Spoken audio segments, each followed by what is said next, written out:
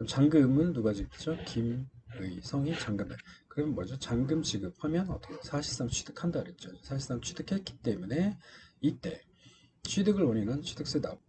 네, 오늘은 대금을 지불한 사람과 명의를 이전받은 사람이 다르면 취득세를 누가 내나요? 라는 주제를 가지고 공부해 보도록 하겠습니다. 사례 먼저 보시겠습니다. 네, 김의성은 유해린으로부터 토지를 매수하면서 3자 간 등기 명의신탁 합의에 따라서 차동수 명의로 소유권 등기를 완료했다. 자, 3자 간 등기 명의신탁이라는 거, 이게 뭐죠? 네, 우리가 이제 명의신탁이라 그러면 보통 A가 원래 A 물건인데 B한테 야 이거 네 명의로 해줘. 이거를 이제 그냥 명의신탁이라 하죠. 보통 등기 명의신탁. 근데 여기서 이제 3자가 명의신탁을 했어요. 3자가 명의신탁. 즉 김의성이 자 유해린으로부터 토지를 매수를 해요. 토지를 매수를 하고 매수를 하면서 그 명의는 원래 매수를 했으면 유해린으로부터 김의성으로 넘어가야 되는데 명의는 차동수로 해주기로 하는 거예요. 그죠? 이렇게. 그래서 실제로는 대금을 지급해서 이제 김의성 것이 됐는데 명의만 차동수 명의로 되는 것. 이것을 이제 3자 간 명의신탁이라고 그러죠. 자, 이런 경우 이제 소지권 이전 이렇게 등기를 했으니 이제 차동수 명의로 이제 취득한 것처럼 보이는데 근데 이제 과세관청은 김의성이 이 사건 토지를 사실상 취득을 했다라고 해서 김의성한테 취득세를 부과를 했던 거죠. 그러자 이제 김의성은 이제 취소성을 제기하면서 저희 차동수 명의로 되어 있는데 왜 나한테 그 취득세를 부과를 했느냐. 그리고 차동수가 이미 취득세를 납부하지 않았느냐라고 이제 이 자기한테 부과한 취득세 부과 처분은 취소돼야 된다, 위법하다 이렇게 이제 주장을 했던 것이죠. 자, 어떻게 됐는지 한번 본문 내용을 먼저 보시고 그 사례를 풀어보도록 하겠습니다. 자, 취득세 여기서 말하는 취득세라는 건 뭐냐면 우리가 보통 이제 토지, 아파트, 건물, 뭐 차량 이런 걸 취득했을 때 취득사실 그 자체에 대해서 부과하는 그것을 취득세라고 합니다. 자, 취득세 관련해서 발생하는 분쟁은요, 토지를 실제로 취득했는지, 그리고 취득가액이 적정하게 산정되었는지, 이것과 관련된 이제 분쟁들이 많이 발생을 합니다. 그리고 예전에는 만약 이제 아파트를 매수를 했다 그러면, 먼저 이제 취득세를 내고, 그 다음에 이제 등기 전에 이제 등록세를 납부하고 이렇게 됐었는데, 지금 이제 통합이 돼서 잔금 지급일로부터 이제 60일 내에 취득세를 한 번만 내는 걸로 이제 바뀌었죠.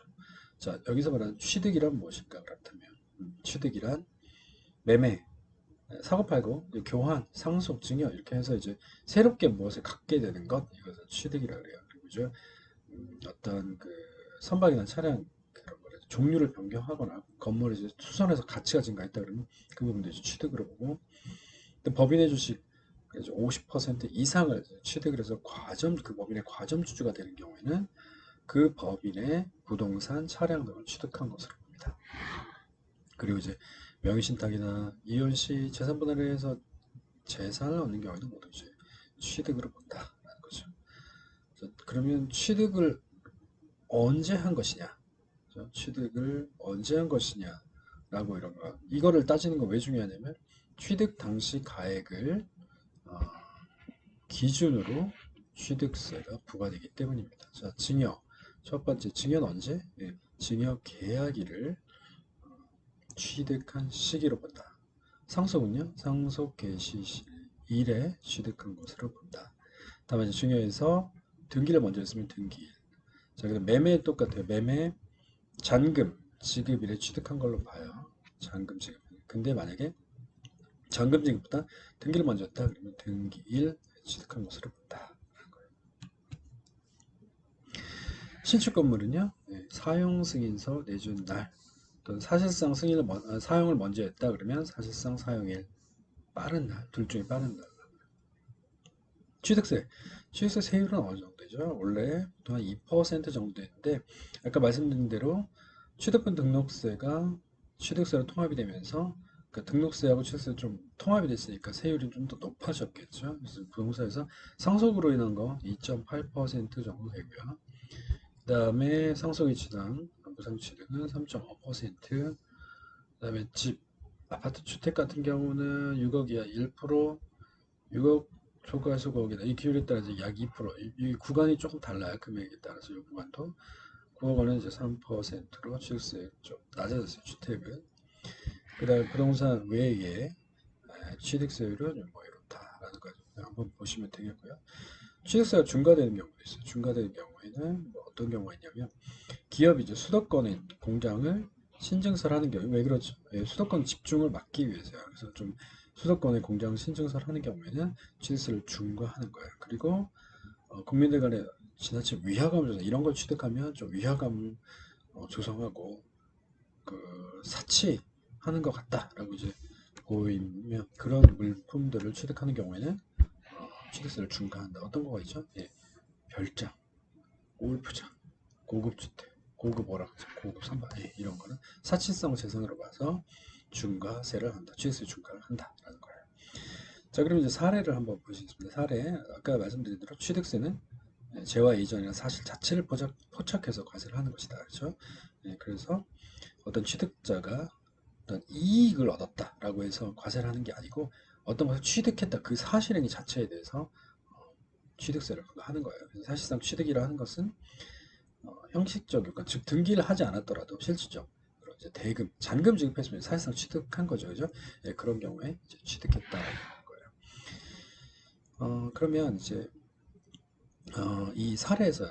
사례에서는 어떻게 됐죠? 예, 유혜린한테 김의성이 매수를 했어요. 잔금 다시하고 다만 등기만 차동수 명의로 했단 말이에요. 그죠? 그럼 잔금은 누가 지급했죠? 김의성이 잔금을. 그러면 뭐죠? 잔금 지급하면 어떻게 사실상 취득한다 그랬죠. 사실상 취득했기 때문에 이때 취득을 원인한 취득세 납세 의무가 있다. 누구한테? 김의성한테. 그럼 차동수는요? 차동수는 등기를 했어요. 실제로 등기를 한 거. 이거는 어떻게 되죠? 잔금 지급일에 성립한 이미 취득세 납세 의무 이미 성립했기 때문에 그와 별도로 등기일에 취득을 원인으로 새로운 납세 의무가 성립하는 것은 아니다. 라고 대법원이 판결을 했습니다. 따라서 부동산 사실상 취득 누가 했죠? 김의성이 했을 때 취득세 납세 의무가 이미 성립했기 때문에 그 이후에 명의 수탁자 명의로 소유권 이전 등기를 마치거나 부동산을 다시 명의 수탁자 명의로 가져오는 경우에도 이것은 취득세 납세 의무가 성립한 이후에 발생한 사정에 불과하기 때문에 재차 취득세가 부과되지 않는다라는 거예요. 그죠? 그러면 김의성은 사실상 그러니까 잔금을 지급하면서 사실상 취득했기 때문에 취득세를 납부해야 되는 거고요. 그렇지만 이제 차동수는 등기, 형식상으로 등기를 갖춘 거에 불과하기 때문에 취득세 납세 의무가 없다라는 거예요. 따라서 김의성은 취득세를 돌려받기 어렵겠죠. 취득세 부과된 거에 대해서 왜? 본인이 취득세 납세 의무자니까. 그렇지만 이제 차동수는 원래 납세 의무가 없는 거예요. 그죠? 그래서 경정 청구를 통해서 돌려받을 수가 있다라는 겁니다. 네, 이렇게 매도인, 매수인, 그리고 제3자가 등장을 해서 이제 매도인이 매수인과 제3자 간의 명의 신탁 약정이 있다는 사실을 알고 이제 명의 수탁자에게 소유권을 넘겨주는 관계 이런 거를 이제 3자간 등기 명의 신탁이라고 해요. 근데 이제 반면에 매도인이 전혀 몰랐던 경우 어떻게 될까요? 매수인과 제3자 간의 명의 신탁 약정이 있다는 사실을 몰랐던 경우 어떤 경우죠? 매수인이 제3자에게 돈을 주면서 자, 저 물건을 사와라. 즉 여기서는 김의성이 차동수한테 돈을 주면서 유해린의 토지를 구입해라. 나는 전면에 등장하지 않겠다. 그럼 유해린 입장에서는 뭐야? 차동수가 그냥 자기 토지를 사는 줄 알고 매수를 하는 줄 알고 그냥 등기를 넘겨주겠죠. 예, 이런 경우, 그죠? 명의수당 약정은 김의성과 차동수 간에 있다는 사실 둘만은 알아요. 둘만 알고 그냥 일단 차동수 명의를 해두는 거죠. 이런 경우에는 어떻게? 차동수가 완전한 소유권을 취득한다는 거예요. 이런 경우 이제 계약 명의 신탁이라고 하는데 그러면 이제 완전한 소유권을 취득을 하니까 차동수가 소유권 취득세도 당연히 납부를 해야 되겠죠. 예. 그래서 3자간 등기 명의 신탁과 계약 명의 신탁의 개념의 차이 모두 알고 있는 경우 3자간 명의 신탁 모르는 경우 매도인이 모르는 경우 계약 명의 신탁 모르는 경우에는 예, 명의 신탁자가 완전한 소유권을 취득하기 때문에 취득세도 당연히 거기 명의 수탁자에게 부과가 된다라는 거. 예, 이 차이 알아두시면